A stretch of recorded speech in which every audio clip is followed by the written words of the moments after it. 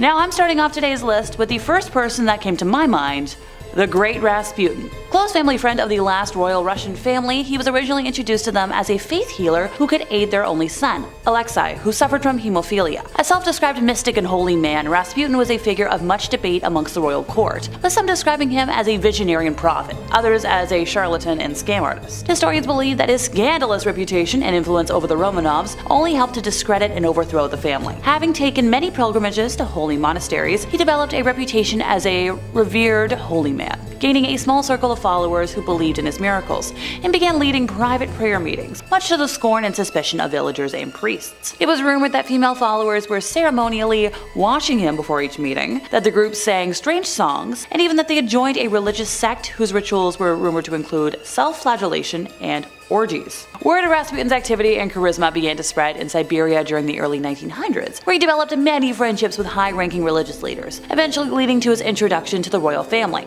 It's not certain when Rasputin first acted as Alexei's healer, with the earliest record on date being when he was summoned by Alexandra to pray for Alexei when he had an internal hemorrhage in the spring of 1907, with the young royal healing by the next morning. Due to his closeness with the family, Rasputin was allowed intimate access to the family, in situations that governesses to the young royals described as inappropriate. One governess in particular was released from her position simply for voicing her concerns about Rasputin being allowed around the young ones while they were clad in nothing but their nightgowns. Another one of the nursery governesses claimed in the spring of 1910 that she was seduced into sexual acts against her will by Rasputin, originally having been a devotee of the man, but was later disillusioned by him. The empress refused to believe her and said that everything Rasputin does is holy, later dismissing the governess. It was whispered in society that Rasputin had seduced not only the Tsarina, but also the 4 young grand duchesses. Rasputin had released passionate letters written to him by the Tsarina and the 4 grand duchesses throughout society. In 1916, a group of nobles led by Prince Felix Yusupov banded together, deciding to assassinate the holy man for his influence over the Tsarina and her family. It is said that the prince invited Rasputin to his place shortly after midnight, where he offered the man tea and cakes which had been laced with cyanide. Rasputin initially said no, but then began to eat the cakes, and to Felix's surprise, appeared unaffected by the poison. Then he asked for wine, which had also obviously been poisoned, drank 3 glasses, and still showed no signs of distress. So around 2:30 in the morning, Felix excused himself to go upstairs, where his fellow conspirators were waiting, and he grabbed a revolver and returned to the basement, telling Rasputin that he'd better look at the crucifix and say a prayer, referring to a crucifix in the room, then, nailed him once in the chest. Rasputin leapt up from the explosive and attacked Felix, who freed himself with some effort and fled upstairs. Rasputin followed Felix, where he was once again impaled with an explosive, and he collapsed into a snowbank. The group of men that wrapped his body in cloth drove it to the Petrovsky Bridge, and then, they all dropped it in the Malaya Nevka River. If you missed something there, it took a combination of cyanide, multiple rounds of explosives, and drowning before Rasputin met the end of time. There's no way that wasn't witchcraft. Okay, we're gonna move on before I see his face in my nightmares tonight. I already had one last night, I don't need more. So when it comes to history, some folks stand out for being a hero, great virtue.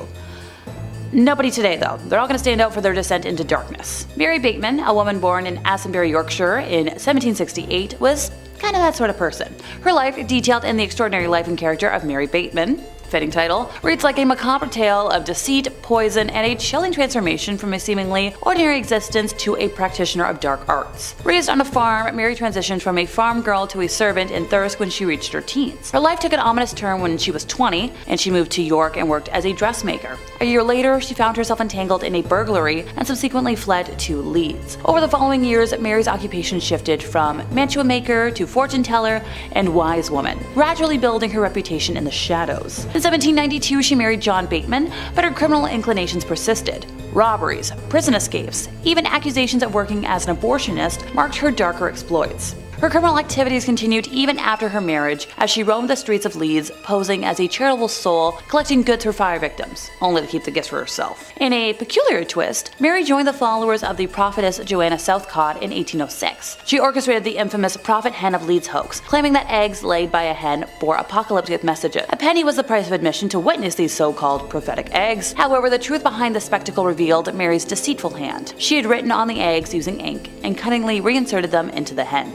The year 1806 marked another dark chapter in Mary's life when she was approached by William and Rebecca Perigo. Claiming Rebecca was under a spell, Mary began feeding them poisoned pudding, leading to Rebecca's demise in 1808. William accused Mary of both poisoning his wife and defrauding them for charms and cures. Mary's trial in York in March of 1809 painted a picture of a cunning and malevolent woman. The jury swiftly found her guilty of fraud and Rebecca's, well, death. Facing execution, Mary attempted to evade, rope necklace by declaring pregnancy. A panel of matrons assessed her claim, but the jury of women found it false. So on March 20th, Mary met her end at the gallows alongside a couple of men.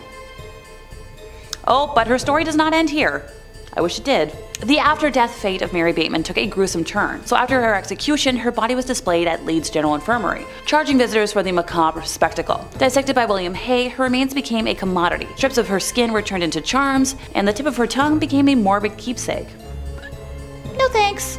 Next up, we have Perna Hosmann. So her life at first glance was kind of unremarkable. Born in Bavaria between 1510 and 1527, she spent her days as a midwife, aiding her community.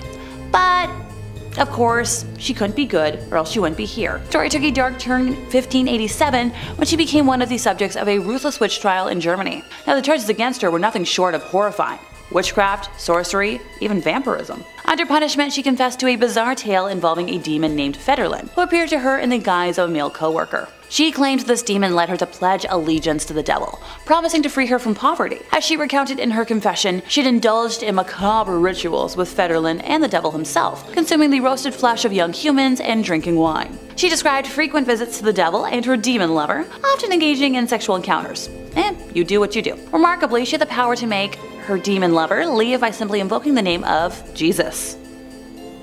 Hey, if it works, it works. Now, her confession also included acts of harm using a magical ointment that she had received from her demon lover. This ointment was used to end the lives of many, including the young and animals. Her list of alleged victims was extensive, including 41 young humans, 2 laboring mothers, and a variety of animals. The swift and unanimous decision of the authorities led to her conviction and a gruesome sentence. Before her execution by burning, she endured multiple branding ceremonies, and her right hand, the very hand she had used as a midwife, was severed. Finally, she met her end at the stake, and her ashes were discarded into a stream.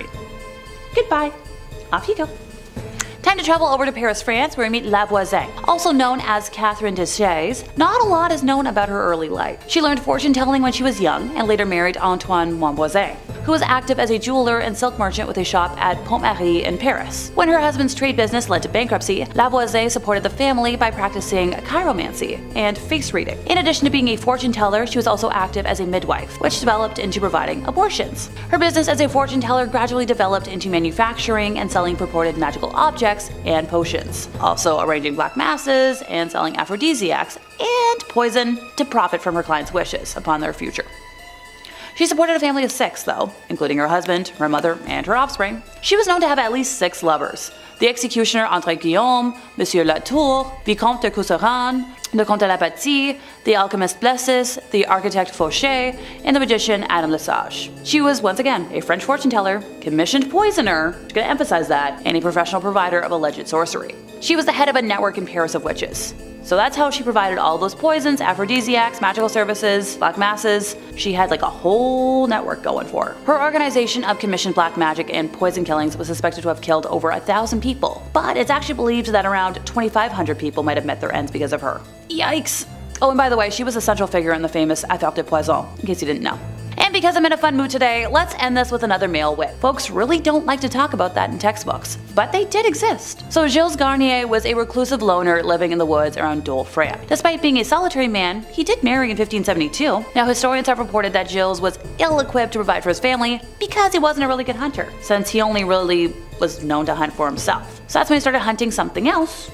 Anybody want to guess what? Come on. Yeah, human flesh. The first hunt happened around September 29th of 1572 when Garnier killed a young female, allegedly while in the form of a wolf, and brought some of the flesh home for his wife to eat. How thoughtful.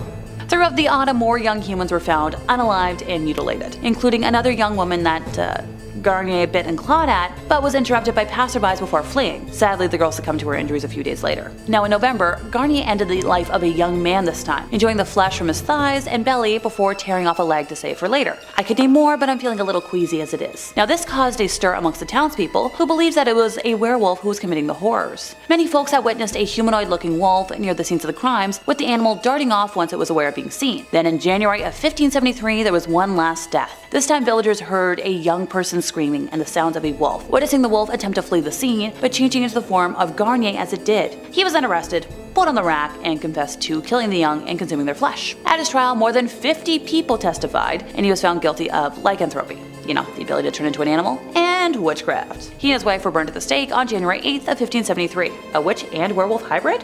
Sounds a little too scary for my liking. Unless I'm watching Vampire Diaries, which in that case, Team Damon. Maybe I should do that tonight. Coming in at number 5 we have Alice Keitler.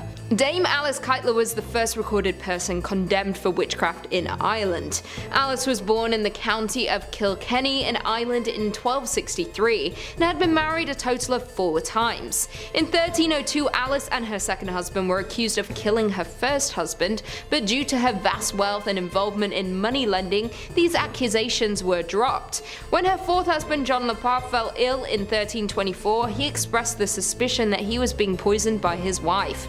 After his death, the children of John and Alice's past husbands accused her of using poison and sorcery. Along with these allegations, she was also accused of denying the faith of Christ and the church, cutting up animals to sacrifice to demons at crossroads, holding secret nocturnal meetings in churches to perform black magic and undermined and overpowered the church, using sorcery and potions to control Christians, the murder of her past husband, and the possession of Robin Artisan, a lesser demon of Satan. Richard de la Drade, the Bishop of Ossory, sought to uphold the laws of the church and morality, so when the case of Alice Keitler came across him, he began an even larger project of addressing witchcraft. Richard made many attempts to have Alice arrested due to the many allegations against her and her use of witchcraft and black magic, but because of having powerful friends in the delay of the trial, Alice was able to flee, and it's believed that she fled to England but could never be found and arrested.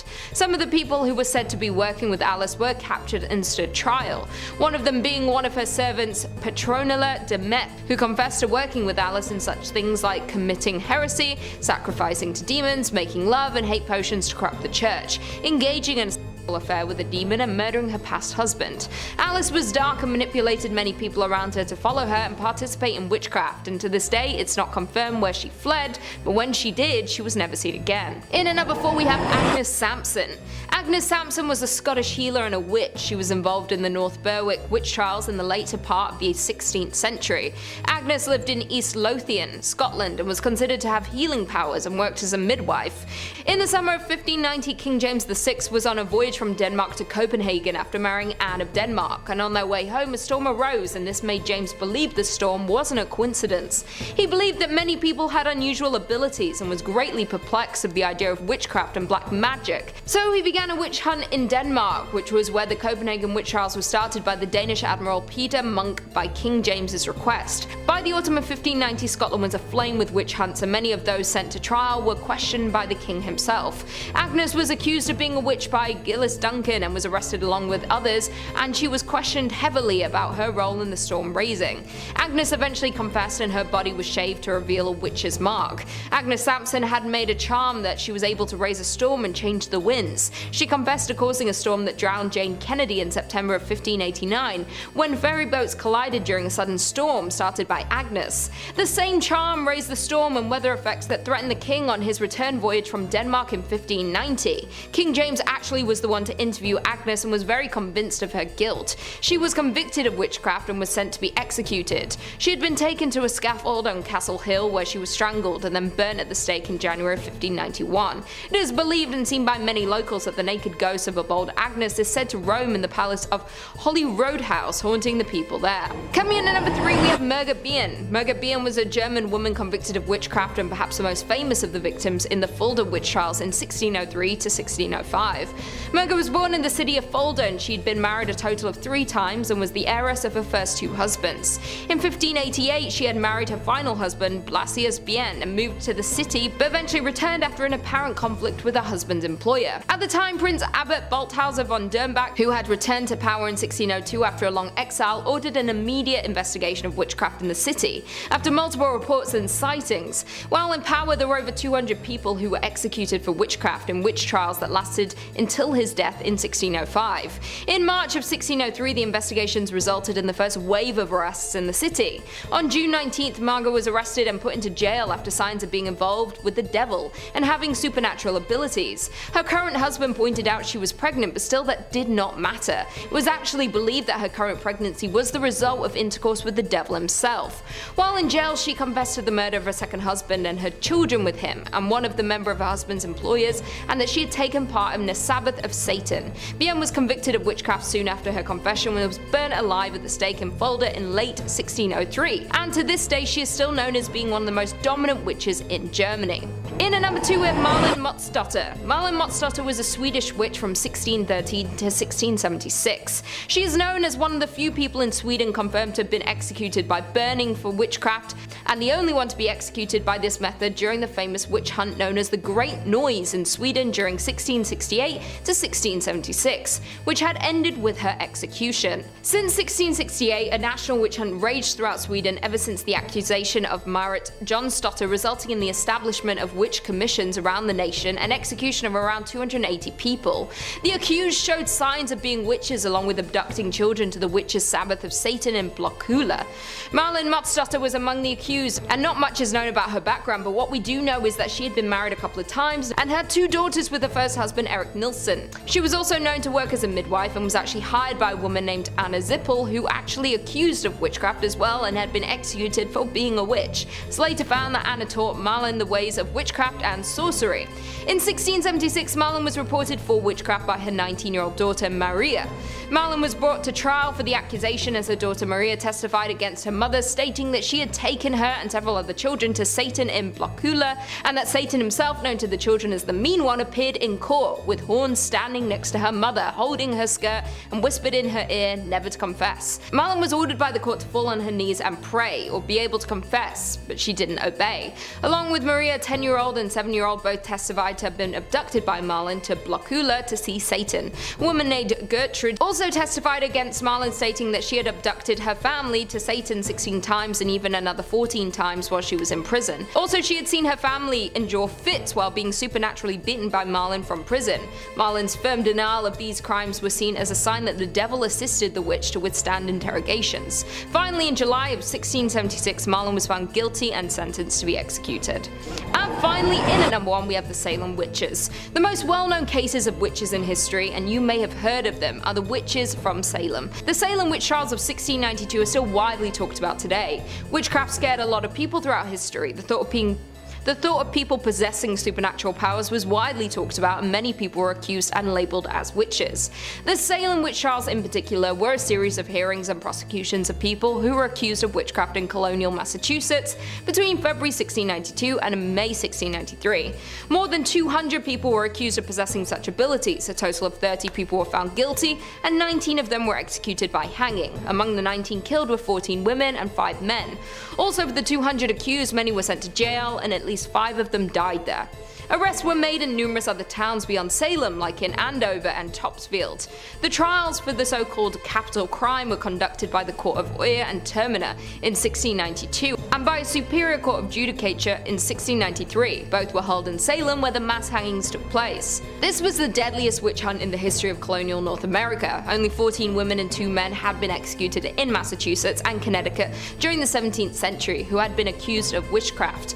Among the accused were Elizabeth Hubbard and also Dorothy Good, who were also accused of witchcraft. In February of 1692, Betty Parris and her cousin Abigail Williams, who were the daughter and niece of a respected Reverend Samuel Parris, started acting strangely, and would have fits described as beyond the power of epileptic fits or natural disease to affect by Minister John Hale. The girls screamed, threw things around the room, uttered strange sounds, crawled under furniture, and contorted themselves into odd positions according to eyewitness accounts. The girls also complained of being pinched and pricked with pins, but when they went to a doctor, he could find no physical evidence of any ailments on either girl. After the news of these odd behaviors started spreading around Salem, other young girls began experiencing similar behaviors. No one had any idea of where these strange behaviors were coming from, or why the girls were acting in such an odd way. Massachusetts was a very religious town back then, and these girls were acting as if an ungodly being was inside of them. And so they had been accused of witchcraft, and many historians debate on how many of these 200 accused were actual witches, but some definitely were, and they had brought fear to the people of Salem. Starting off this countdown, we have Tituba. Tituba is a pretty famous name when it comes to the Salem witch trials because she was the first woman to be accused of practicing witchcraft. So Tituba was a young slave who was under the order of a man named Samuel Parris.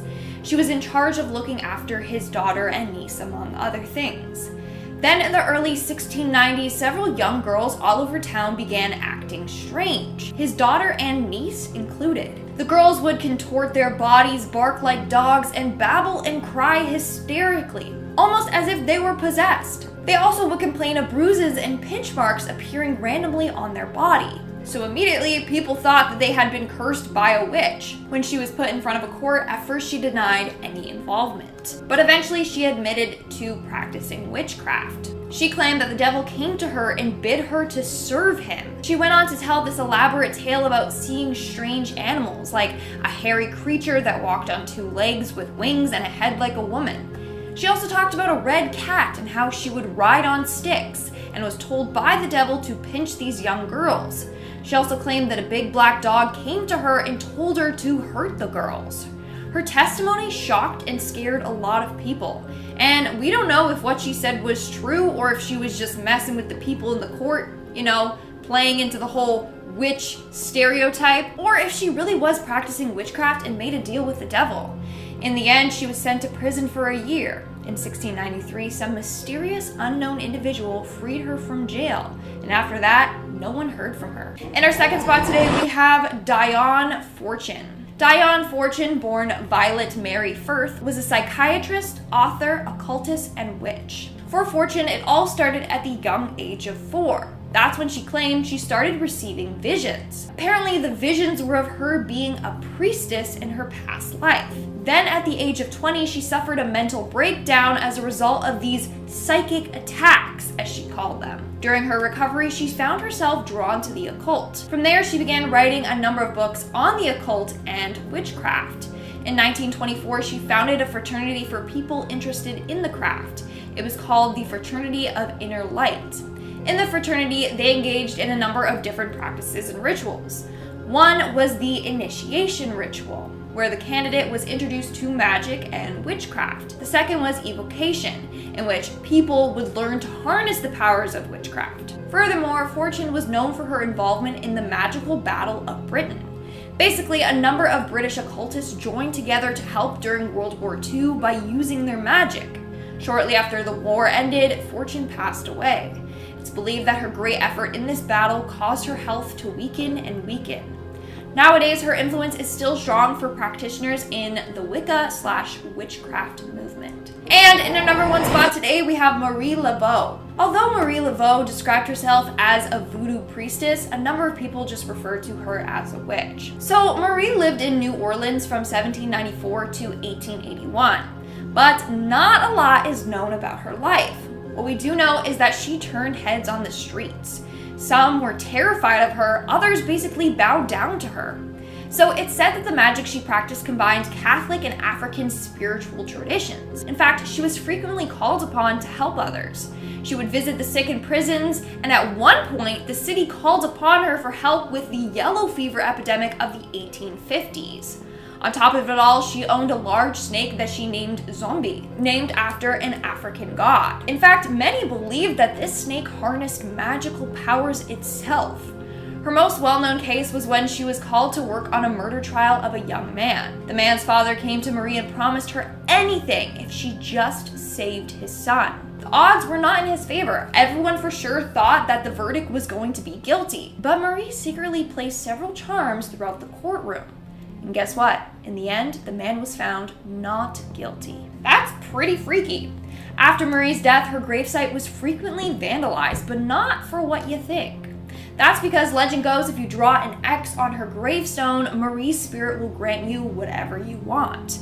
So you had to draw an X on her tomb, then turn around 3 times, knock on her tomb, and then you have to yell out your wish. If in the end the wish comes true, you have to come back, circle the X, and then leave Marie an offering. Here's another legend surrounding Miss Laveau. There's apparently a haunted image of her hanging in New Orleans' historic voodoo museum. Some people say that they can feel Marie's cold eyes watching them as they're looking at this painting. Others say that once you see this image, then Marie will haunt you and even show up in your dreams. In fact, tour guides say that whoever wishes to see this painting must go by themselves, because the tour guides refuse to see this painting themselves. Pretty freaky if you ask me. Moving on to number 4, we have Lassis Berita. Lassis Berita was an alleged Swedish witch back in the 1500s. In fact, she was the first woman executed for witchcraft in Sweden. Story goes that one night her and 2 men met up at a churchyard cemetery with plans to resurrect people from the dead using their witchy powers. When they arrived at the church, Lassis used her powers to open the church doors. This involved her circling the place 3 times and then blowing into the keyhole. Magically it opened for them and they entered. While in the church they were looking for a stole. You know, the scarf type pieces of cloth that are worn by priests? That was needed in order to complete the ritual. After finally finding it, she renounced God and swore herself to the devil. Somehow, people found out that the 3 had attempted to resurrect the dead and reported them. Lassis was decapitated for being a witch, whereas the other 2 men were just fined. That's rough, man. That's rough. I'm also glad that their plan to bring back the dead didn't work. Like, imagine they would have to fight off witches and then zombies. Crazy. Coming in at number 3, we have Agnes Waterhouse. Agnes Waterhouse, otherwise known as Mother Waterhouse, was the first woman in England to be executed for witchcraft. Agnes confessed to being a witch and having a familiar named Satan, which was her cat. Later on, the cat apparently took the form of a toad. The familiar originally belonged to her friend and fellow witch Elizabeth Frances, but was later passed along to her. Furthermore, apparently Agnes would use her sorcery for evil. In 1566, she used her witchcraft to try and cause illness to a man named William Fine, and he was not so fine. After that, she used her powers to kill her enemies' livestock and as well as cause them illness. And lastly, she also tried to kill her husband using her powers. In fact, at her trial, one of her neighbors, a 12-year-old girl named Agnes Brown, came forward and testified against her. She claimed that she was visited by a demon dog under the control of Agnes Waterhouse. So according to the girl, one day she was visited by this demon that looked like a black dog with a face of an ape with a short tail, a set of horns, and a silver whistle around its neck. The demon dog appeared at her home and asked for some butter. She refused, and apparently later that day he returned with a knife and threatened to kill her. She said that he was going to thrust his knife in her heart and kill her. When the girl bravely asked to send him, the dog just turned his head toward Waterhouse's home. On July 29, 1566, Agnes Waterhouse was executed. Before doing so, she repented and begged God for forgiveness. She also did admit that she was sending her familiar to hurt and damage her neighbor's goods. But her neighbor, a tailor named Wardall, had such strong faith that the familiar was unable to mess with him. In the end, Agnes was hanged for her crimes. Moving on to number 2, we have Elizabeth Frances. So Elizabeth Frances was friends with Agnes Waterhouse. Some even say that they were sisters. I don't know. But she was accused around the same time that Agnes was. She was the original owner of Satan, the white spotted cat, and her familiar. According to Frances, she received the cat from her grandmother, who was also a witch. Her grandmother, in fact, was the person who taught her all about witchcraft when she was only 12 years old. According to Elizabeth, her cat would speak to her in a strange hollow voice and also would do anything in exchange for a drop of blood, which is why they could get him to do all of their dark bidding for them. During trial, Elizabeth confessed to stealing sheep and killing a number of people, including a man named Andrew Biles. Andrew refused to marry Elizabeth after she became pregnant with his child, so she killed him. Later on, her familiar told her to make a certain concoction of herbs and to drink it, and that would terminate her pregnancy. She did, and it worked. Not only that, but when Frances finally married, she got her familiar to kill her husband and her daughter. Agnes also confessed to using her powers and familiar to kill one of her own pigs to see, what it could do. And then she also killed her neighbor's cows and geese after they got in an argument. She got in an argument with the neighbor, not with the cows and geese, thought I should clarify. As I said before, the cat eventually turned to a toad on its own. So Frances was the first witch to be accused, and then she was the one who told everyone about Agnes in order to get a lighter sentence. So Elizabeth wasn't killed right off the bat.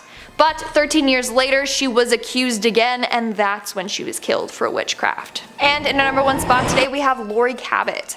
The story of Laurie Cabitt is one that still blows my mind to this day. So Laurie is the high priestess of the Salem Coven. She is well known among modern day witches.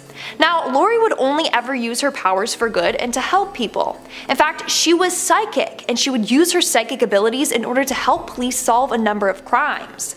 The first time being during the disappearance and death of Martha Brailsford. So back in 1991, 2 people from Salem were reported missing. That was Martha Brailsford and her neighbor Tom Mamoni. Eventually Tom returned home and said that the two were sailing when Martha fell off the boat after being hit by a rogue wave.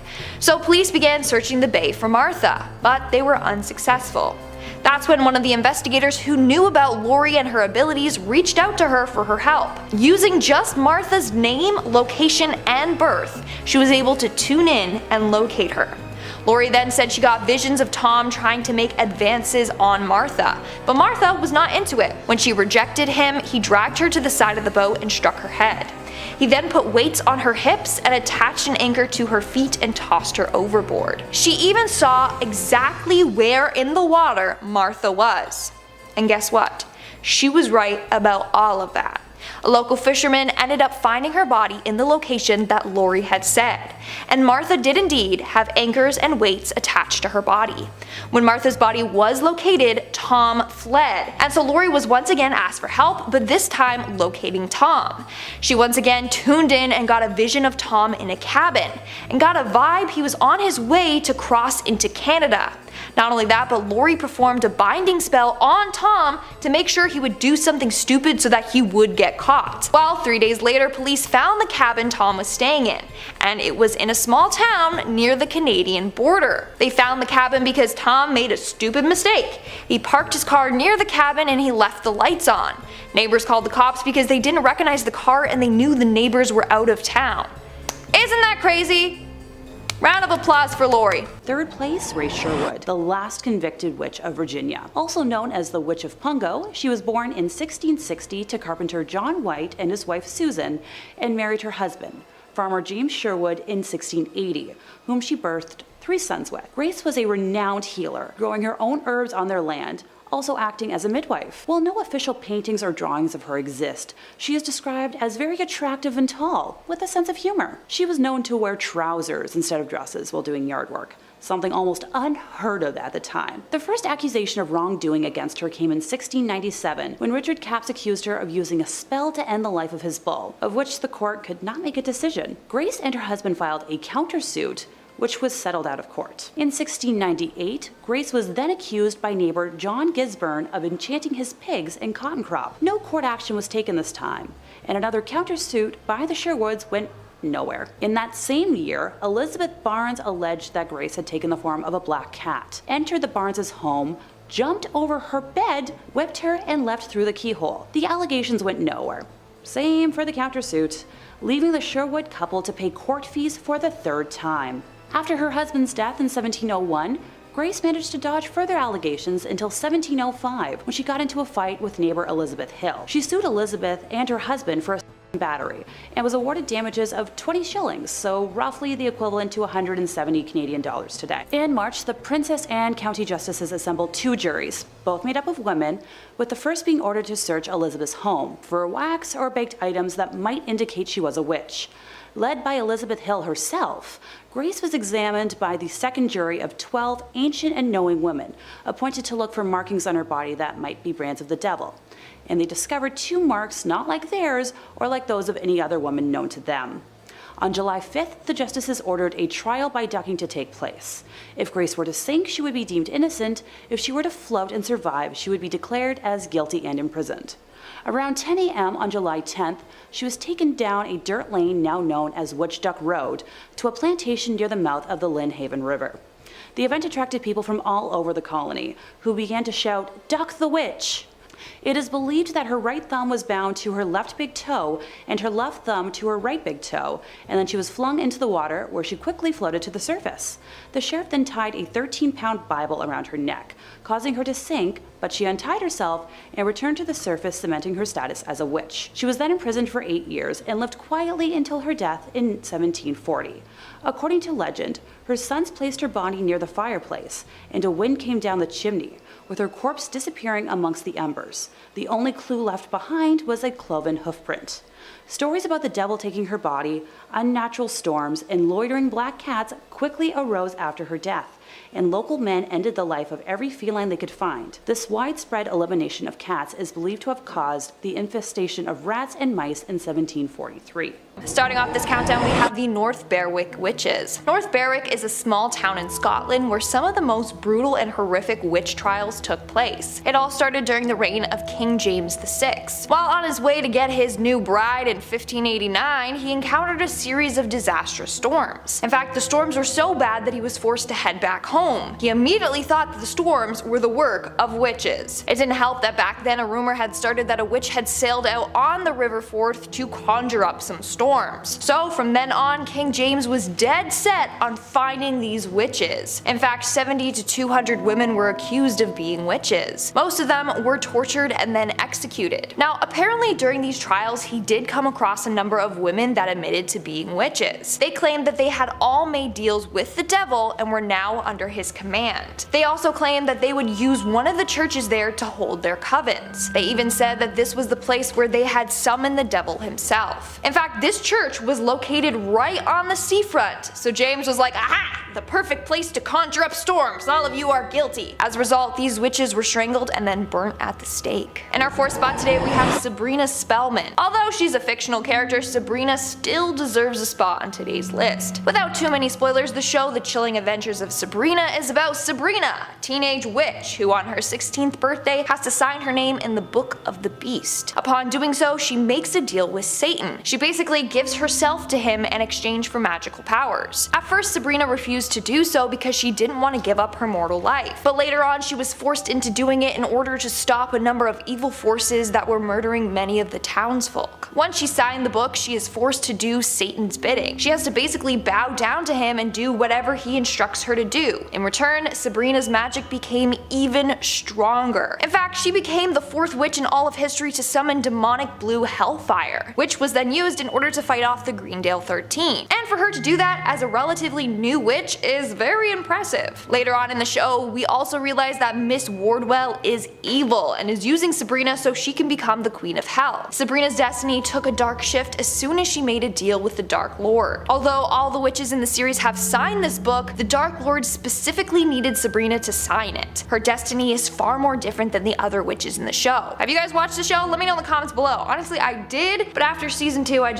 I couldn't anymore. Let me know your thoughts though. Moving on at number 3, we have Lilith. Now, the description of Lilith varies depending on your beliefs. In Jewish folklore, Lilith is a female demon. In Luciferian witchcraft and Luciferianism, Lilith is described as the consort of Samael. Other people believe that she is the wife of Satan, or that Lilith was the first wife of Adam. But she wasn't that obedient to him, and Adam didn't like that, so Lilith left. Then God made Eve, who was more obedient. Lilith became jealous and turned into the snake that made Eve take a bite from the apple. The two were banished from the Garden of Eden, and Lilith turned into a demon. Her main goal, to get revenge on all men. Then you have the people that believe Lilith is a child-killing witch. She wasn't able to conceive, so she was jealous of pregnant women and would go around killing them or stealing their babies. In this case, we are looking at the version in which Lilith is a witch, obviously. In this case, Lilith is working alongside Satan to do his dark bidding for him. Their deal is that if she's with him, then she will work for him. But she's not always obedient, in fact she has gotten frisky with other men. In the TV series Supernatural, Lilith is depicted as a white-eyed powerful demon. She is said to be the first human that made a deal with Satan and promised to serve him. As a result, she became the first demon. In the chilling adventures of Sabrina, we end up finding out that one of the characters, Miss Wardwell, is actually Lilith. She is referred to as Satan's concubine and the mother of demons, and of course, she's a witch. In fact, she is said to be the first witch in existence. She made a deal with Satan, or the Dark Lord. According to her story, she was wandering the wasteland aimlessly when she encountered Lucifer, the fallen angel. She made a deal to heal the wounds caused by the loss of his wings, if he in return helped her. She then pledged allegiance to him and became his handmaiden. In the end, Lilith wants to become his queen, which is why she goes to the extreme lengths to do whatever he tells her to do. Moving on to number 2, we have Sarah Good. Now, if you have seen the Fear Street trilogy on Netflix, then chances are you might be a little familiar with this story. The movie was loosely based off of the real witch Sarah Good, but in the movie they changed her name to Sarah Fear. So Sarah was one of the first 3 women that were accused of witchcraft. It was her, Sarah Osborne, and Tituba. These 2 other ladies were said to be real witches, and when they were accused, they brought forth Sarah Good's name, saying that she was a witch too. Little tattletalers. The townspeople were quick to believe this because Sarah never attended church. She lacked self-discipline and self-control, and she was 38, but apparently she looked like she was 70. That combined with the other ladies' testimonies had everyone against her. In fact, apparently when she was brought in front of the court, a number of witnesses began to twitch and rock back and forth and moan. So they were all like, damn, she's definitely a witch. Look at what she's doing to the people that accused her of being one. Not only that, but her own husband and daughter even admitted to Sarah being a witch as well. And then things kept getting worse and worse for her. At one point in her trial, one of the accusers started acting out and claimed that Sarah attacked her with a knife. In the end, of course, she was found guilty of witchcraft and was sentenced to death. But just before her death, she made a deal with the devil to curse a priest. She said, and I quote, "I am no more a witch than you are a wizard, and if you take my life, God will give you blood to drink." Now when she died, apparently the priest and his land both became cursed, just like Sarah claimed it would. To this day, it's said that Sarah continues to haunt the town, searching for those that have wronged her. And in our number 1 spot today, we have the Bonis Witches. In 1679 in Bonis, Scotland, a number of women were accused of being witches. These women were Annabel Thompson, Margaret Pringle, Margaret Hamilton, Bessie Yicker, and another woman named Margaret Hamilton. Now during this time, the hype and fear of witches was dying down. So people were shocked that out of nowhere 5 women were being accused. But rumor has it these women had renounced their baptisms and had been in contact with the devil on a number of occasions. They apparently had eaten, drank, danced, and had intercourse with the devil. Annabel Thompson even admitted that she had made a deal with the devil for a better life. She had been widowed twice, and so she turned to the devil for help, and in return she would be loyal to him. She then invited the other women to come over and do all these things with the devil with her. The women then apparently formed a demonic pact with each other and Satan. One of the Margaret Hamiltons also admitted that she had met the devil. She claimed that the devil came to her in the form of a black dog. And she said that she was his servant for 3 decades already. And another was accused of using her witch magic to help get wealth. As a result, all the witches were found guilty and were strangled at the stake before being burned to ashes. Number 5 on this list is what I'm going to be nicknaming the Scottish Witch from the Woods. I stumbled across a Scottish story about a witch where they were unable to discover her name. Hundreds of years ago, when Scotland was still being first developed, there was a village in the north of the country. This village was positioned directly next to a forest that they wanted to chop down and expand into. When they began their process of chopping down the forest, a witch, or the Witch of the Woods, came out and warned them that if they continued, she would curse their entire community. The women would become infertile, the crops would never grow, and people would go missing. Fearing for their safety, the group came to an agreement with this witch, where they were allowed to chop down a small section of the forest in exchange for leaving 1 sack every harvest of grain or produce by the edge of the forest. This agreement held true for quite a while until the community started to get less fearful and more greedy. They decided to go against this witch and chop down the rest of the forest without fear of consequence. When the witch came out of the forest again to address their betrayal, they refused to listen, and they hung her immediately. Right before she was executed though, she said that the new price was 3 bags of grain. This fell on deaf ears though, except for one fearful farmer that decided to heed the warning for a little while. The community went on thriving until once once again, that farmer's fear was replaced with greed. He stopped delivering the grain, and that very same day, his youngest daughter went missing. The community looked everywhere, but nobody could find her until somebody checked the mill. Through the bricks and all over the walls, blood started dripping down to the ground, and they knew exactly where his daughter went. That mill has since been torn down, but it was replaced with a silo, and to this day, the locals in that area still think that that silo is haunted by the Scottish witch in the woods. Number 4 on this list goes to the Paisley Witches. The Paisley Witches are actually nicknamed after the town of Paisley in Scotland, where these witches were based. Christian Shaw was an 11-year-old girl who was the daughter of a higher up in the Scottish community. It was this 11-year-old girl who fell victim to the curse of several witches. It started with a deep sickness that manufactured itself like any other: fevers, chills, exhaustion. But some reports say that it became much more than that. The story goes that Shaw on one occasion levitated from her bed, and on another occasion started chanting some deep curse. It was clear to everybody involved, including Shaw, that some form of Scottish witchcraft was afoot. Now, she made it evident that she believed multiple witches were involved in causing her ailment, 7 of them in fact. A trial was held for these witches where it was discovered that they all had the witch's mark, or the devil's mark as some like to call it, on their bodies. After this evidence came to light, the jury's decision was easy and all of the witches were sentenced to death. Now, this story was a long time ago, and it's hard to know for certain whether these individuals had anything to do with Shaw's ailment and witchcraft, or if they were wrongly accused, tried improperly, and the story has been exaggerated over time, which frankly is not unlike other potential witch stories during this period. The only thing that we can say for certain, though, is that the people back then and the 11-year-old Christian Shaw believed wholeheartedly that this group of Paisley witches was just that: witches. Number 3 on this list is Helen Duncan. Helen Duncan was a Scottish witch who traveled throughout Europe and actually isn't that far removed from present day. She died in 1956 and is known by some to be the last Scottish witch. As a young girl, she was considered by most to be a normal, albeit outspoken and loud, growing child. It wasn't until midway through her life that she started seriously practicing witchcraft. Helen garnered a name for herself by regularly performing seances every evening and having the ability to communicate with the dead. During her nightly rituals, she would invite viewers to come and watch. These viewers had reported seeing the materialization of ghostly figures directly in front of their eyes when Helen entered her deep witchly trance. Helen was also capable of and would often excrete a strange-looking ectoplasm from her mouth while she was doing this. And if this wasn't enough, Duncan could also see things that others couldn't. At one point, the ghost of a sailor appeared and talked about a very secretive incident that had happened in World War II that the public,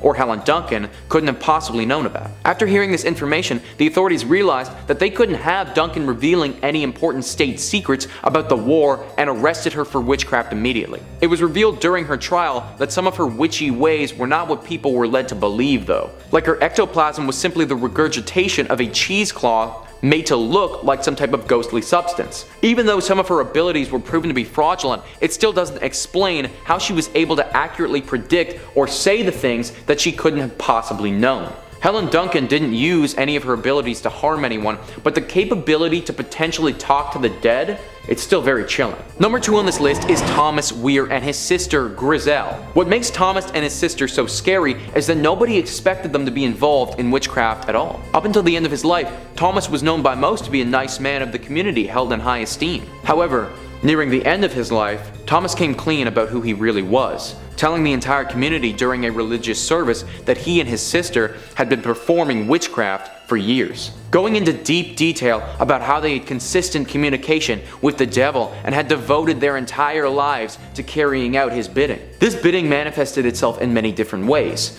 most of which involved causing harm to others, or in Thomas's case, getting it on with animals.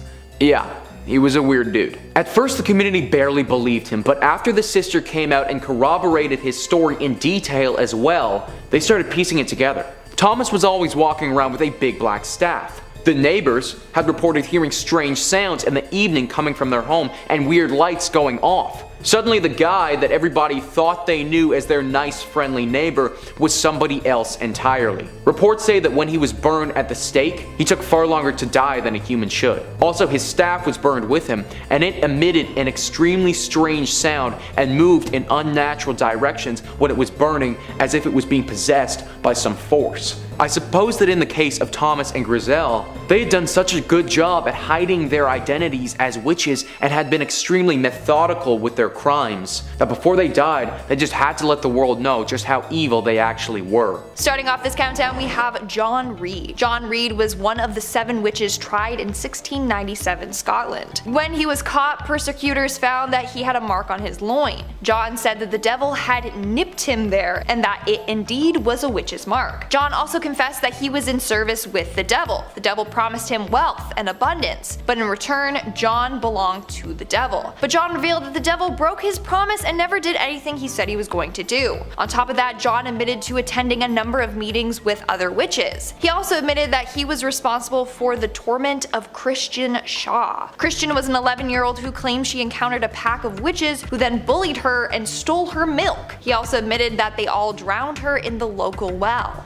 As a result of his confession, it was very clear that he was a witch and he was locked away in a cell. The next day though, he was found dead. He had hung himself in his cell with his own scarf. It was believed that this was the devil's work. The devil convinced him to take his own life because John exposed him. Within the following weeks, the other witches close to John took their own lives in their cell as well. Again, it's thought that the devil possessed them and killed them off one by one because he was pissed with them. In our 4th spot, we have Janet Howt. Between 1661 to 1663, 44 people in Beaufort, Scotland were accused of witchcraft. 7 of those accused were executed. The fate of some of the others remain unclear. One of the main women was Helen Guthrie. She was not a nice lady at all. This woman murdered her own stepsister and the stepsister's children. But she was like, wait, I'll help you, and claimed that she was able to identify other witches just by looking at them. So she said she would help them in the witch hunt if they went easy on her. She then went on to make up elaborate stories of witches meeting up at graves and eating the flesh of other humans, etc. The more she made up and pointed fingers,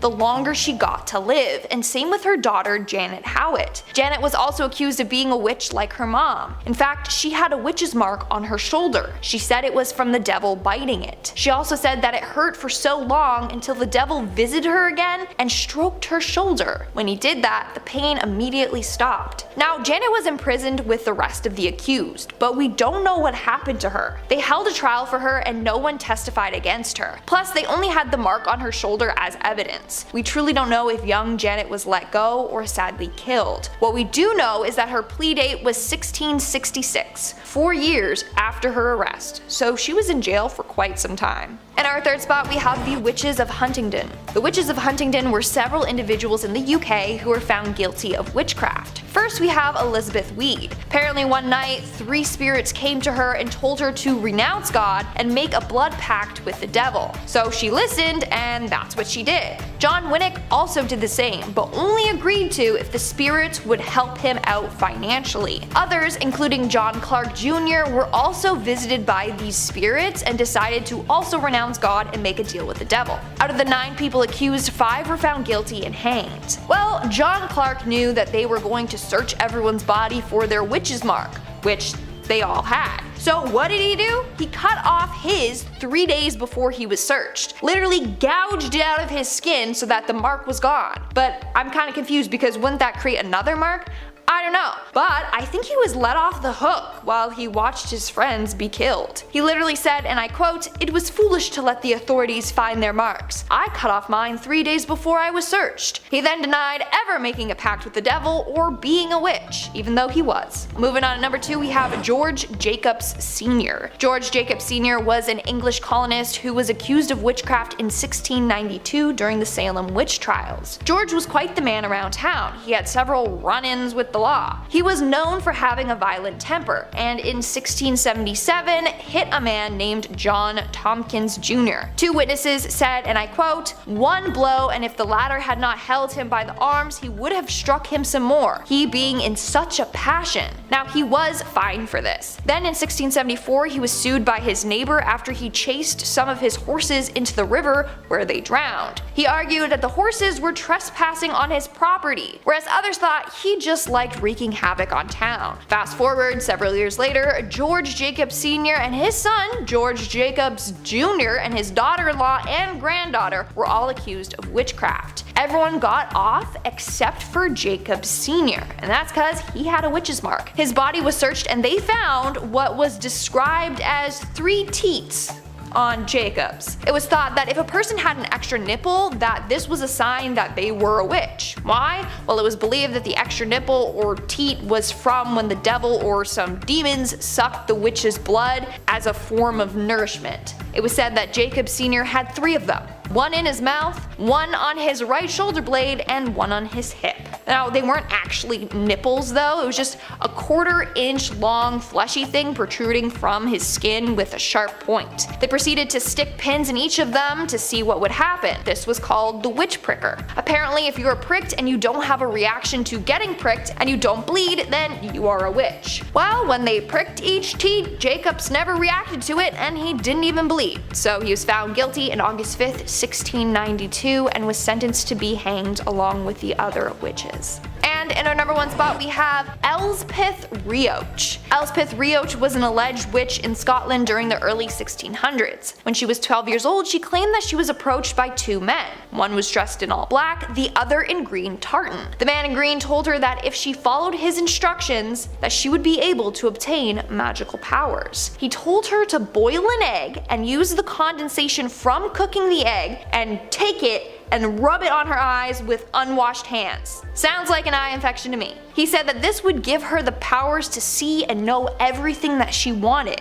So she followed his instructions and bam, it actually worked. So now I kind of want to go home and try it. I don't know, maybe it will work. And she actually developed clairvoyant skills. When Elspeth was older, she was visited again by the men. This time it was only the man in black. He showed up in her room one night. He told her that he was neither dead nor alive, but trapped between heaven and earth. He also told her that to maintain her magic skills, she needed to act dumb. That way, no one would suspect a thing. They'd be like, she's not a witch, no, she's way too dumb to be one. Well, eventually she was caught. In fact, she got in way more trouble because of her acting dumb. They were all like, she's fully a witch, she tried to trick us, let's kill her. At her trial in March of 1616, she confessed to using her clairvoyant powers to spy on people, and she would also use magical spells to cure illnesses. Furthermore, when they inspected her body, they found a witch's mark. She had what appeared to be a scar in the shape of bite marks on her shoulder. Later she confessed that she was bit by the devil and that was the mark that he left. She was charged with witchcraft and deceiving locals by pretending she was mute. In the end, she was executed by strangulation before having her body burned. Number 5. Julie Brown. Our first witch today on the list of which witch is which is Julie Brown, legendary voodoo priestess of the swamps. New Orleans is filled to bursting with 2 things: the most wondrous advancements in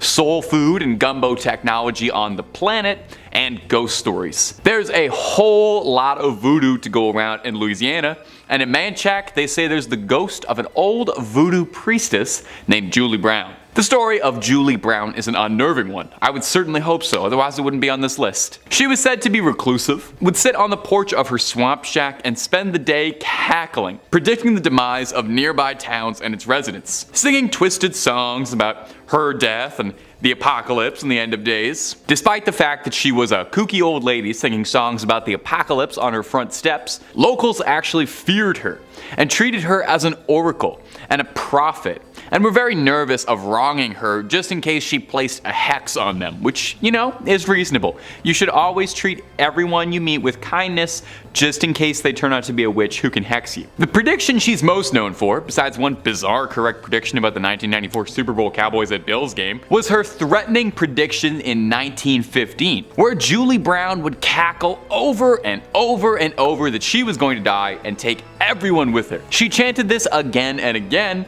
until her death. On her funeral, a hurricane hit the town, decimating 3 villages and taking countless lives. Julie is said to be buried in the swamp, and locals believe it was her spirit that caused the hurricane. And if you happen to be passing through Manchac, just pay your respects to Miss Julie Brown. Like I said, you never know what kind of secrets somebody has. And if you're looking for more stories about witches, or really any kind of urban legend, Top 5 Scary has all of that and then some. I'm not kidding.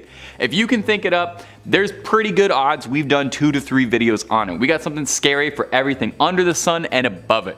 So hit subscribe. Please make sure you hit that little bell so you don't miss a single scream, but do that after this video because I got 4 more witch stories coming up for you right now. And wouldn't you know it, the next one's about a bell. Number 4, the Bell Witch. In the 1800s, a farmer going by the name of John Bell moved his family to picturesque Adams, Tennessee, onto a beautiful 300-acre farm, little slice of American pie. Bell quickly became a figurehead of the community, respected by many, and became a local leader at the town church. For the Bell family, things were the brightest they've ever been. They were living the dream and ringing in good fortune. I was trying to make a Bell pun work there. There's probably a better one. Things wouldn't be good for long, and they'd find themselves in a nightmare shortly. By 1817, strange, inexplicable things started to occur all around the farmstead. John Bell found a strange animal on the farmstead, a mutant hybrid that resembled a grotesque mix between a dog and a rabbit. I know that sounds like it would be cute, but I think if you get the wrong parts of both, that's just going to turn out to be a very, very ugly animal. I think dog, rabbit ears, pretty cute. Maybe like dog, rabbit face, dog, rabbit body. I don't know. Mess. Anyway, it was a disgusting thing. The younger members of the Bell family would wake up covered in red scratches all over their bodies at all hours of the day. The family would hear faint whispering and singing that sounded like an old woman singing hymns. Most tragic is the Bells found a mysterious vial of liquid inside their home that no one could explain or understand. Nervous about what it was, the Bells offered the mystery liquid to their cat, which passed almost immediately. Rest in peace, Bell cat, taken too soon, undeservedly. You didn't deserve to be an experiment for them. For 3 long years, the Bell family was tormented by a mysterious entity that would later become known as the Bell Witch, after the mysterious old woman's humming and singing. In 1820, John Bell quickly grew extremely ill, quickly descending in his health, and would pass away later. At his funeral, the mourners complained they could all hear the laughing of an old woman, mocking and singing the fate of the late John Bell. The farm became a haunted attraction, where it still is to this day, and it even caught the attention of President Andrew Jackson, who in 1819, a year before Mr. Bell's passing, visited to see if legends of the witch were real. Allegedly. As soon as his carriage arrived at the property, the horses refused to budge anymore. The animals can always tell. Number 3, the Black Hag. Our next witch probably has the most impressive title out of any of them, the Black Hag. That is such a cool name for a witch to have. She resides in a church called, oh god. Let me try this. The Monastery. Oh. What, you want to throw that on screen for me? Monastery. How am I supposed to say that? This is the witch's curse. I don't even know about any witchy stuff she does. She tries to get you to say this evil word and then it curses your family. I'm getting a note over here. It says that it's also called the Abbey of the Black Hag. Well, that's what we're going with. We're not calling it that other thing. I'm not doing that. The Black Abbey of the Hag, which as far as I know is the only name this church has ever gone by, was built in 1298. Wow, it's an old church. And was one of the few well-known medieval convents in old Ireland. The remains of the abbey still stand today in a secluded valley, making an already mysterious and supernatural place just that much more atmospheric. The place is called the Abbey of the Black Hag, for God's sakes. You don't name a place that unless it's pretty haunted. Sounds like it's straight out of Dishonored. And while I've got you here, Dishonored 3, when's that happening? Now, it's believed that the last abbess, which is a horrible word, in charge of the abbey practiced witchcraft, and in the scary way. She brought death, misfortune to the surrounding areas. Pope Martin V condemned the abbey. He was not down for witches at all. Catholic Church don't play with witches. The accused witch left to live out in the damp, deserted abbey by herself, which she probably loved because that sounds scary. Over time, her skin blackened, her hair furled, and her soul twisted, leading to the place being named the Abbey of the Black Hag. And if you can believe this, there's actually more to this story. The Count and Countess of Desmond once called the abbey home when attempting to flee their attackers, where the Countess was fatally struck by an arrow and buried by her husband, but it would not be the end of the Countess. Sightings of a ghostly figure around the ruins of the abbey were common, eventually leading to someone digging up worn out finger bones. And it's said now that a woman's panicked shrieking can be heard in the early hours around the abbey. Number 2, the Blair Witch. Perhaps one of the most pervasive witches in pop culture after the Wicked Witch of the West, the Scourge of Maryland, the Blair Witch. Perhaps you saw the very successful 1999 documentary regarding her legend, or maybe you saw one of the 2 middling sequels. According to legends, she haunts the Black Hills Forest near the town of Burkittsville, Maryland. The local folklore states that in the 18th century, a woman named Ellie Kedward was accused of practicing witchcraft. She was chased and exiled out of the township of Blair and condemned to live in the woods, hence the Blair Witch. It's believed that she died out in the surrounding forests in the harsh winter of 1785, but it's also said that she placed a curse on the town moments before her death, vowing to seek revenge on the townspeople and their descendants for generations. And not to split hairs here, but that does actually kind of sound like she was a witch. I'm not saying it was justified in exiling a woman out of her town, just that placing a hex on a town definitely sounds like witchcraft, and I can understand where they were coming from.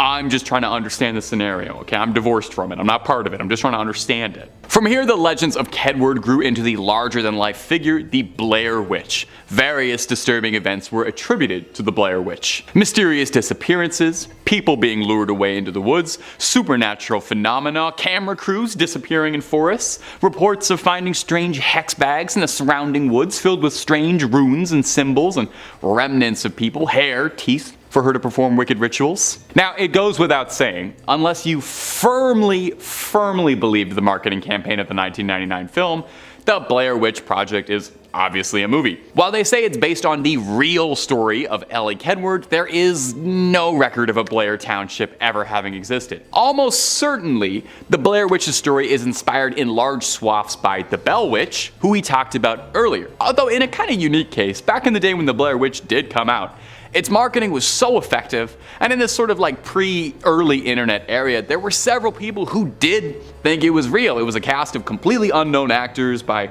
a team no one had ever heard of. And on some level, I don't know, maybe to get esoteric with it, what makes an urban legend real? Just us believing in it, right?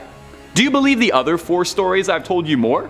They're no less fictional. My only source was the internet for all of those. So, I'm just saying, open mind. Number 1, La Bruja de Caxish. And our final witch for today is going to be La Bruja de Caxish, a well-known urban legend from Peru, specifically from the coastal town of Caxish near the city of Ica. The legend revolves around a reputed witch who lived during the colonial era. According to legend, La Bruja de Caxish was an enigmatic woman with exceptional powers and knowledge of witchcraft. She was believed to possess both healing abilities and the abilities to cast curses. She multi-specced. It was said that she used various herbs, potions, and rituals to perform her magic. Now, one of the most interesting aspects of this legend is this belief that La Bruja de Caxish had a physical deformity, specifically a hunchback. And if there's one thing we love in an urban legend, it's a bit of a physical deformity. It makes it that much more believable and scary. Because someone conventionally unattractive is way scarier than not. Don't blame me, blame our Western views on beauty. I didn't write them, I just perpetuate them. Over time, the legend of La Bruja de Caxish became intertwined with the history and culture of the town of Caxish. Local residents and visitors began associating certain landmarks and natural phenomena with their presence. For example, There's a famous gnarled and twisted tree called the Witch's Tree that is said to have been her gathering place. Today, Kashish has embraced the legend of La Bruja de Kashish as part of its heritage. The town has a statue of the witch, and there are various festivals and events dedicated to her, and I guarantee you no party goes even half as hard as a party celebrating a local witch. Oh my god, imagine the cauldron stew. The legend has also become a popular tourist attraction, drawing visitors who are interested in the occult, folklore, and statues. Starting off this countdown, we have Alice Goodridge. In 1597, Alice Goodridge was tried after it was discovered she had 2 small bloody holes on her stomach. It looked like she had cut the witch's mark out of her skin. They were described as great warts that appeared to have been sucked. They believed that the devil would create these marks on their body after sucking the witch's blood from them as a form of nourishment. Not only that, but Alice apparently had a mark behind her arm and a number of other marks towards the top of her shoulder. But Alice claimed that the wound on her stomach happened after she accidentally stabbed herself. So the officials got a doctor to look at her stomach wound to see if it was the witch's mark or an accidental stab wound. Well, the doctor said, and I quote, "was like to ha been so a long time, for it was not festered and seemed to be suckin'." AKA it was not a new wound like she claimed it was, and it appeared as if someone was sucking on the wound, AKA the devil or demons. So poor Alice was tried as a witch. Now, how was she accused in the first place? Well, according to some articles I read from the archives, a young boy named Thomas Darling came forward claiming that he had been bewitched by Alice. How darling, get it? He became super ill and would have weird fits. Also, according to the boy, Alice sent her familiar Minnie to torment him. So that's why Alice was questioned and strip searched for a witch's mark. When they found several all over her body, she was killed. And if you guys are liking this video so far, then make sure to give it a big thumbs up because it really helps us out. Moving on to number 4, we have Isabel Adams. In 1707, during the witchcraft trials in Scotland, a woman named Isabel Adams confessed that the devil had given her a mark. She claimed that in the fall she encountered a man with a hat wearing all black clothes. She engaged with the man and it turned out he was the devil and ended up kissing her. He then told her that in his service she could be as rich as she wanted to. So she decided to renounce her baptism and make a pact with the devil. Upon doing so, that's when she received the witch's mark or devil's mark. And surprisingly, after confessing this all, she wasn't even killed. She was actually freed, she just had to pay a fine. Moving on to number 3, we have Elizabeth Jackson. The trial of Elizabeth Jackson was a pretty complex one. It seemed as if she was just an innocent woman whose neighbors wanted to get rid of her. So they created this elaborate story that she was a witch. So this took place in the mid-1600s. Elizabeth Jackson, or Elizabeth Howe, was accused of bewitching a 14-year-old girl named Mary Glover. At her trial, a woman named Elizabeth Burgess came forward being like, "Yeah, I witnessed her bewitch this poor young girl." Then she also claimed that she was visited by Jackson herself. During the visit, she was eating prunes when she wasn't able to swallow them and then she threw up. So she believed that this was the result of Jackson putting a spell on her. She then went on saying that every time Jackson visited her, bad things would happen. One time she even claimed that Jackson put a spell on her. She said, and I quote, "that she might cast up her heart, guts and all," adding, "thou shortly shall have in thee an evil spirit too." The following night, Burgess claimed she was visited by a vision in the shape of a fox. The night after, she had a vision of like a scary shadow man. The third night, she was visited by another vision, just like Jackson promised in her curse. Then another child, Hannah Trumbull, started having weird fits and became ill. She claimed it felt like she was being pricked by pins and said it was the work of Elizabeth Jackson. A priest was eventually called to help Hannah, and while he was there, Hannah screamed out saying that Elizabeth was in the same room as them too, and that she was going in and out of the oven. No clue what that means, but everyone was like, so she's guilty, she's a witch. So there was a lot of evidence built up against Elizabeth. During her trial, she was searched and they apparently found marks all over her body. An article said, and I quote, "Under the hands of the woman, marks were found in diverse places of her body. These marks were determined to be unlikely to grow of any disease, but rather more like the marks which are described to be in witches' bodies." On July 19th, 1692, she was executed by hanging. Dude, Old English is messed up. And our second spot today today we have Marie Lamont. In 1662, Marie Lamont was tried and confessed to being a witch. So this all went down during the reign of Charles II, just after the whole big witch craze that happened in the UK. Now her case was unusual for one main reason. She was only 13 years old. But apparently she renounced her Christian faith and then got baptized by the devil. She even went on to confess to having intimate relations with the devil on multiple occasions. Apparently her and a number of other witches would meet up at night and would mingle with the devil. The devil would appear to them as a shape of a dark man with hooved feet. Other times he would appear as a brown dog. The group would then throw stones into the sea with the intention of hitting and sinking ships, all at the command of the devil. At her trial in 1662, she was accused of shape-shifting into a cat and using her magic to steal milk. This included placing a mug under the cow's udders and saying, "In God's name, God send us milk, God send it and lots of it." And apparently it worked. I don't know. Furthermore, when she was searched at her trial, they found a mark on the right side of her body.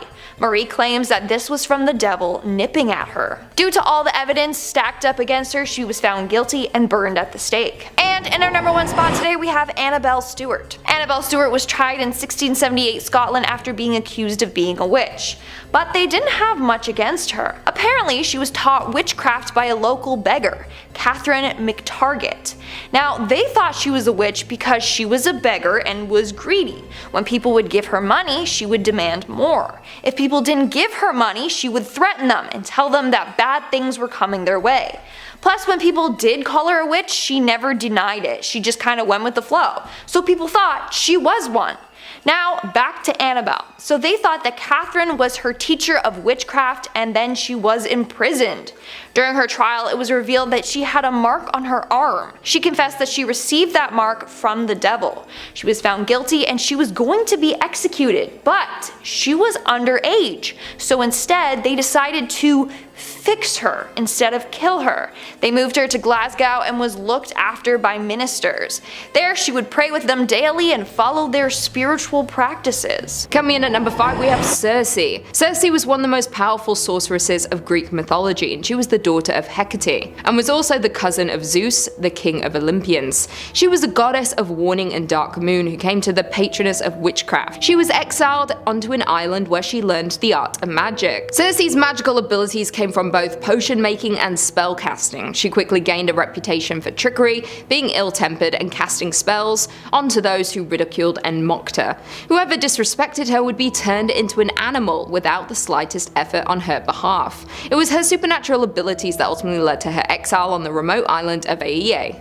Said to be located off the southern coastline of Italy, about 100 kilometers from Rome, Circe was sentenced to this island for all of eternity as a punishment for practicing witchcraft onto Scylla. Circe had fallen in love with Flaubus, a sea god, who became infatuated with Scylla, so when Circe's advances and attempts at seduction failed miserably, she was put into a jealous rage.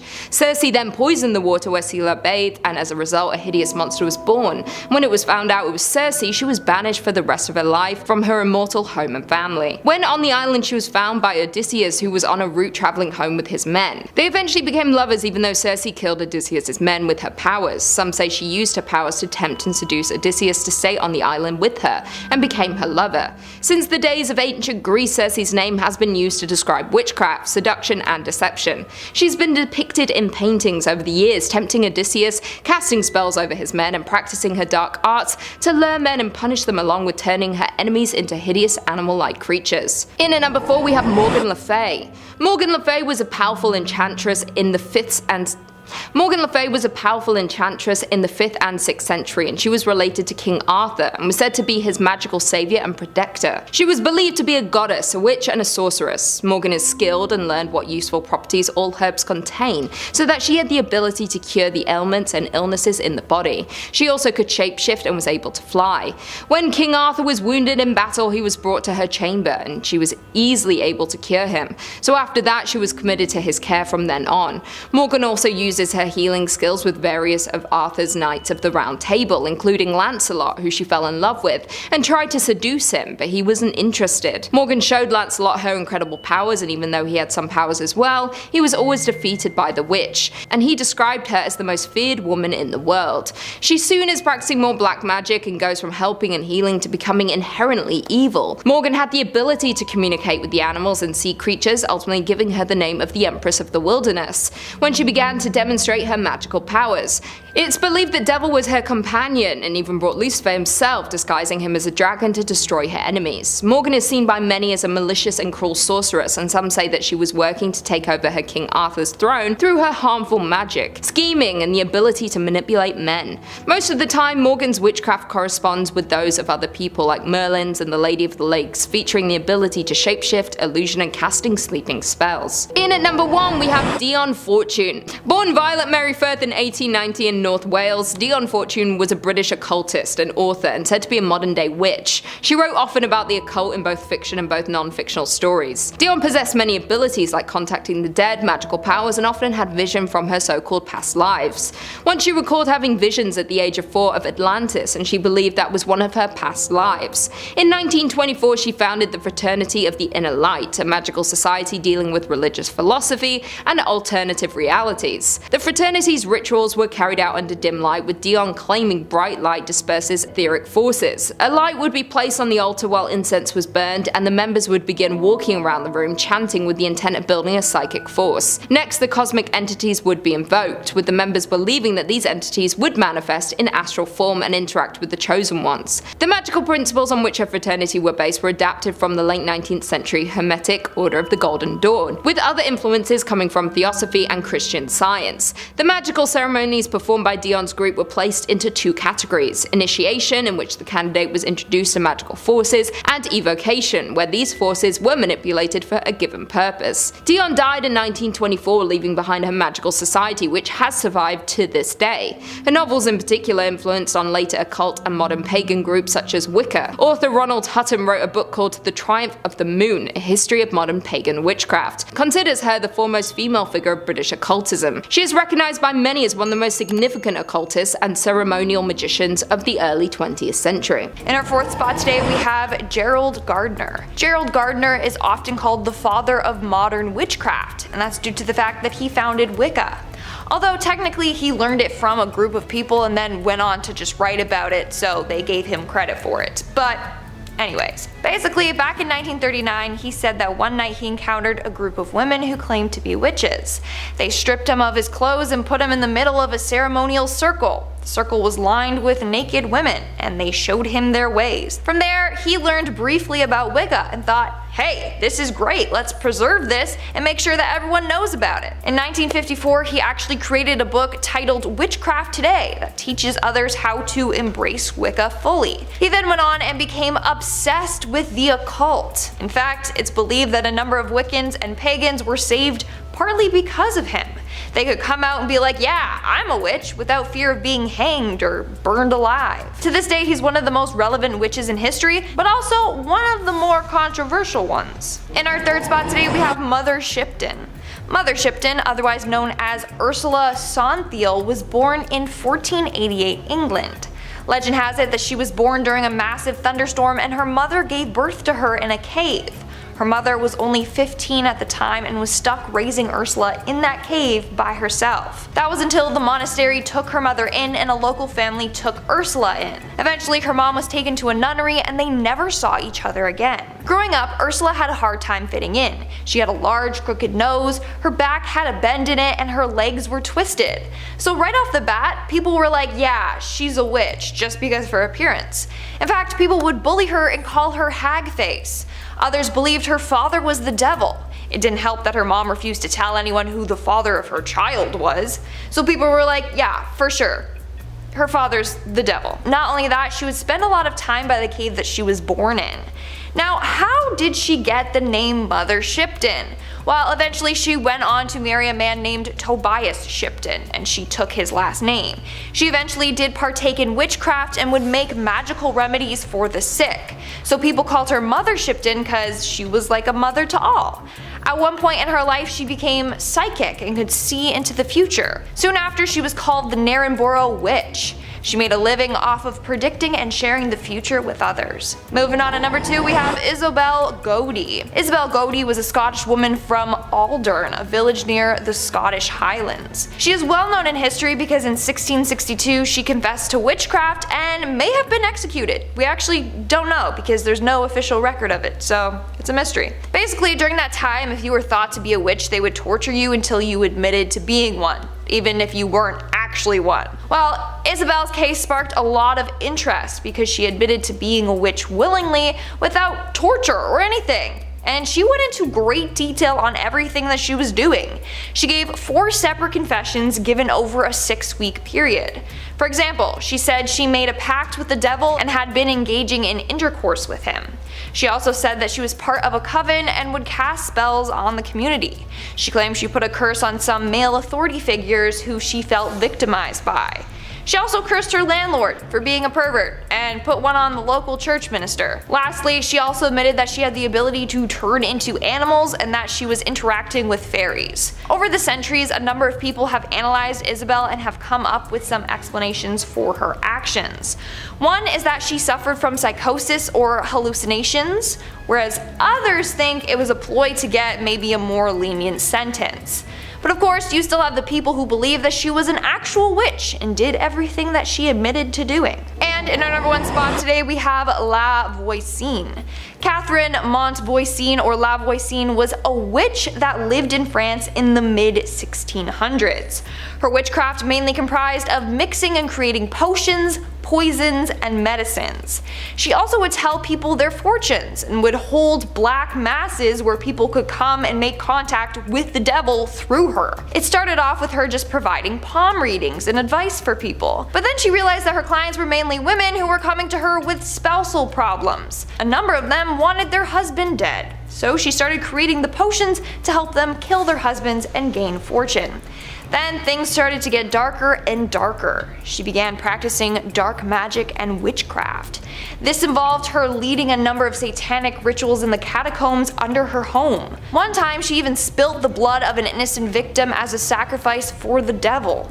Eventually, Catherine was arrested for practicing witchcraft and for being involved in a number of murders. She was publicly burned at the stake in 1680.